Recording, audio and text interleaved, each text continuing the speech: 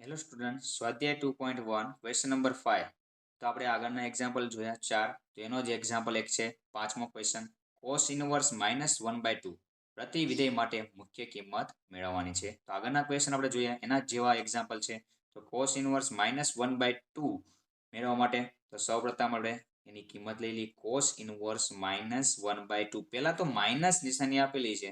તો એના માટે આપણે શું લખીએ કે તો માઇનસ આપેલું હોય તો એના માટેનું આપણી પાસે સૂત્ર છે. તો આનું તો જો યાદ હોવું જોઈએ. આ રીતે સ્ટ્રક્ચર હતું. કોસ તો અહીંયા હતો, તો કોસ અહીંયા હોય ત્યારે આપણે શું લખતા હતા તો કે પાઈ માઇનસ, અહીંયા આપણે પાઈ બતાવેલું હતું.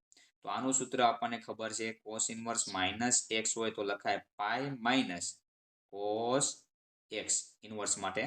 તો આ રીતે એનું સૂત્ર અહીં એપ્લાય કરશું આપણે. તો કોસ ઇનવર્સ -1/2 છે. તો પહેલા તો આનું એપ્લાય કરશું સૂત્ર પાઈ માઇનસ કોસ ઇનવર્સ 1/2. આ આપણું સૂત્ર થયું એના માટે. ત્યારબાદ શું કરશું આપણે તો હવે તે કિંમત મૂકવાની પાઈ માઇનસ એમના કોસ ઇનવર્સ એમના અને 1/2. તો 1/2 એટલે ક્યારે હોય તો કે કોસ π/3 હોય ત્યારે 1/2 લખી શકાય. કોસ ઇનવર્સ કોસ કેન્સલ એટલે પાઈ માઇનસ π/3. હવે જો અહીંયા ક્રોસ મલ્ટિપ્લિકેશન એટલે ચોકડી ગુણાકાર થશે આપણને ખબર છે.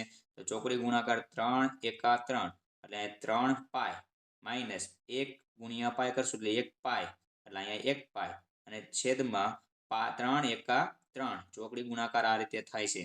ઓકે, ઘણા એની ખબર નથી રહેતી, ભૂલ થઈ જાય છે. તો આને ધ્યાનમાં રાખવું. 3 એકા 3 1 એકા 1 એટલે 1 પાઈ છેદમાં 3 પાઈમાંથી 1 પાઈને કટ કરશો એટલે કેટલા 3 વખત પાઈમાંથી 1 વખત પાઈ કટ કરો એટલે 2 વખત પાઈ છેદમાં 3. તો આ આપણો આન્સર. તો હવે આનો વિસ્તાર આપણે બતાવવો હોય તો વિસ્તાર આનો આપણી પાસે છે 0 થી પાઈ. તો આપણને ખબર હોવી જોઈએ કોસ ઇનવર્સની વિસ્તાર. તો અહીંયા લખી શકાય, દર્શાવવો હોય તો, ના દર્શાવવો પણ ચાલે. તો આ રીતે એના વિકલ્પમાં સોલ્વ કરવો હોય તો બતાવવા. થેન્ક યુ વિદ્યાર્થી મિત્રો.